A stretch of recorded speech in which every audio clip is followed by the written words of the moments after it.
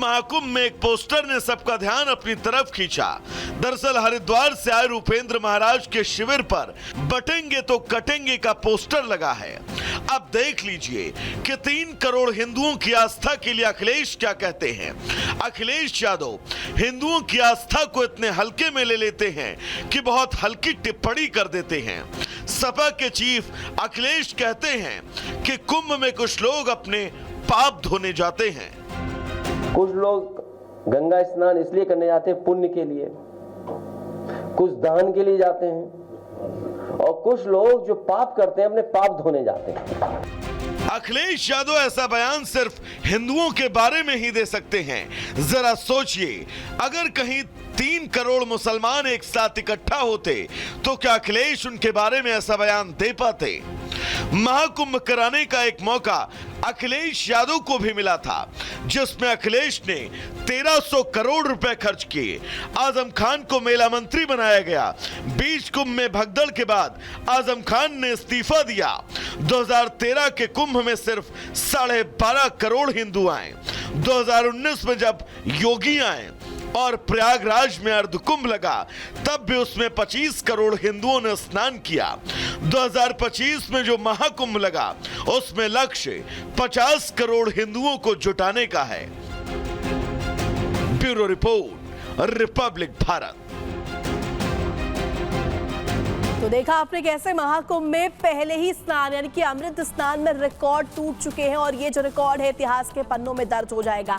योगी का महाकुंभ जो मिश्रण है वो हम देख रहे हैं लगातार दिव्य और भव्य होता हुआ नजर आ रहा है। 7,500 करोड़ का बजट रखा गया है। इसके अलावा 4,000 हेक्टेयर की टेंट सिटी बनाई गई है। बाकायदे 4,000 हेक्टेयर की टेंट सिटी के जरिए लोगों को यहाँ पर व्यवस्था जो है वो मुहैया करवाई जाएगी। 100 रुपए से लेकर 1.5 लाख तक के टेंट यहाँ पर व्यवस्थित है। 50,000 बिजली के खंभे लगाए गए हैं। हर खंबे का यूनिक QR कोड भी है।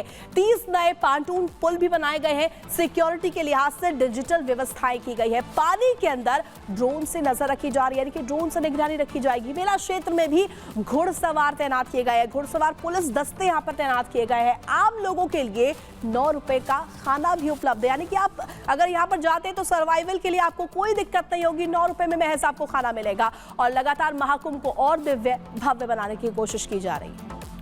तो महाकुंभ दिव्य और भव्य बनाया गया है, और इसे और भी बेहतर बनाने के लिए लगातार प्रयास किए जा रहे हैं, लगातार कदम उठाए जा रहे हैं। और जिस तरीके से दुनिया के सबसे बड़े आध्यात्मिक समागम महाकुंभ में स्नातनियों का रेला उमड़ पड़ा है, साधु संतों का, आम लोगों का जमावड़ा लगा हुआ है, उसको देखते हुए सुरक्षा के भी पुख्ता बंदोबस्त किए गए हैं। क्योंकि जब इतने स्नातनी एक छत के नीचे हैं, या फिर ये कहे कि खुले आसमान के नीचे हैं, ऐसे में सिक्योरिटी बेहद जरूरी हो जाती है। ड्रोन से कड़ी निगरानी रखी जा रही है।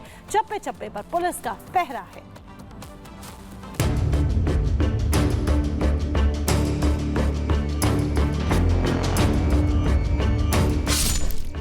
जमीन पर कमांडो, मचान पर स्नाइपर, घोड़ों पर योगी की सेना, चप्पे चप्पे पर तैनाती, आसमानी हमले से निपटने के लिए तैयारी। महाकुंभ में ड्रोन हमला हुआ तो ड्रोन आसमान से सीधा जमीन पर गिरेगा।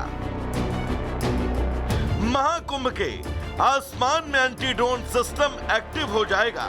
मान लीजिए कि कोई संदिग्ध ड्रोन आसमान में ट्रेस किया गया है, तो एंटी ड्रोन सिस्टम तरंगों के जरिए अनजान ड्रोन पर रेडियो फ्रीक्वेंसी से अटैक करेगा, जिसके बाद उस ड्रोन का अपने रिमोट से कनेक्शन टूट जाएगा और अपने आप जमीन पर धराशायी हो जाएगा। इस सिस्टम की रेंज करीब करीब 10 किलोमीटर तक होगी। महाकुंभ में सुरक्षा के सभी अत्याधुनिक इंतजाम किए गए हैं। इस दौरान हम लोगों ने सभी आधुनिक तकनीक का प्रयोग किया है, और जितने भी AI टूल्स हो सकते हैं, और चाहे वो क्राउड मैनेजमेंट के संबंध में हो, चाहे वो ट्रैफिक मैनेजमेंट के संबंध में हो, अंडर वाटर मॉनिटरिंग हो, इवन हमारे लेटेस्ट फायर इक्विपमेंट्स भी, फायर फाइटिंग इक्विपमेंट्स भी हम लोगों ने इस तरह के कैरी किए हैं कि हम वाटर फ्रंट से भी उसका इस्तेमाल कर सकें। प्रयागराज मेला क्षेत्र में जैसे ही कोई ड्रोन उड़ान भरेगा, यह सिस्टम अपने आप उसकी पहचान करेगा। अगर ड्रोन के पास उड़ने की इजाजत नहीं होगी तो यह उस पर ऐसा अटैक करेगा जो आंखों से देखा नहीं जा सकता, लेकिन वो ड्रोन को जमीन पर लाकर पटक देगा। महाकुंभ एरिया में ड्रोन उड़ाने के लिए पुलिस को पूरी जानकारी देने के बाद एंटी ड्रोन सिस्टम से उड़ने को परमिट मिलेगा। जिसके पास ये इजाजत नहीं होगी और एंटी ड्रोन सिस्टम के चक्रव्यूह में वो फंसेगा ही फंसेगा। Bureau report, Republic Bharat. और चलिए अब आपको मौसम का भी अपडेट दे देते हैं। कोहरे की चपेट में पूरा उत्तर भारत इस वक्त नजर आ रहा है। बड़ी खबर आपको बता दें कि कई राज्य जो हैं, आसपास के जो क्षेत्र हैं, दिल्ली एनसीआर की अगर बात करें तो गहरे कोहरे की चपेट में इस वक्त नजर आ रहा है। तो कोहरे की मार इस वक्त लोग झेलते हुए नजर आ रहे हैं। कोमल हमारी सहयोगी दिल्ली से हमारे साथ जुड़ चुकी हैं। सीधे कोमल का रुख करेंगे। कोमल, कोहरे की मार में पूरा उत्तर भारत और यहाँ तक कि सुबह जब हम भी अपने दफ्तर आ रहे थे, आप भी अपने घर से बाहर निकली होंगी, किस तरीके से कोहरा हमने देखा और उसकी वजह से मुसीबतें सामने आई, ये जग जाहिर है। बिल्कुल, देखिए अगर पूरे राजधानी दिल्ली की बात करें, दिल्ली एनसीआर की बात करें तो घने कोहरे की चादर से लिपटी हुई नजर आ रही है। लेकिन इस बीच अगर हम बात करें गाड़ियों की संख्या की, वो बिल्कुल कम हो गई है। सड़कों पर सन्नाटे की बात करें तो देखिए ये ऑफिस की टाइमिंग है, लेकिन ऑफिस की टाइमिंग में भी देखिए सड़कों पर जो है सन्नाटा पसरा हुआ है। ये सामने से एक गाड़ी निकली है, गाड़ी की स्पीड जो है, रफ्तार जो है वो पूरी तरह से धीमी हो गई है, क्योंकि लगातार देखिए पिछले मंगलवार की बात करें, बीते मंगलवार को जिस तरह से धूप खिली थी तो एक अनुमान लगाया जा रहा था कि अब शायद ठंड से राहत जो है वो लोगों को मिल सकती है। लेकिन एक बार फिर से देखिए पूरे राजधानी दिल्ली की बात करें, दिल्ली एनसीआर, नोएडा, गुड़गांव, फरीदाबाद की बात करें तो साफ तौर पर देखिए एक बार फिर से देखिए सर्दी का सितम यहाँ पे जारी है। अगर हम मौसम विभाग की बात करें तो मौसम विभाग ने 15 और 16 जनवरी दोनों दिन देखिए बारिश की संभावना भी जताई है। तो ऐसे में एक बार फिर से ठंड जो है वो बढ़ सकती है। लेकिन किस तरह से देखिए पूरी दिल्ली जो है वो सफेद धुंध की चादर की चपेट में है, ये भी आपको दिखा रहे हैं। लगातार तापमान में जो है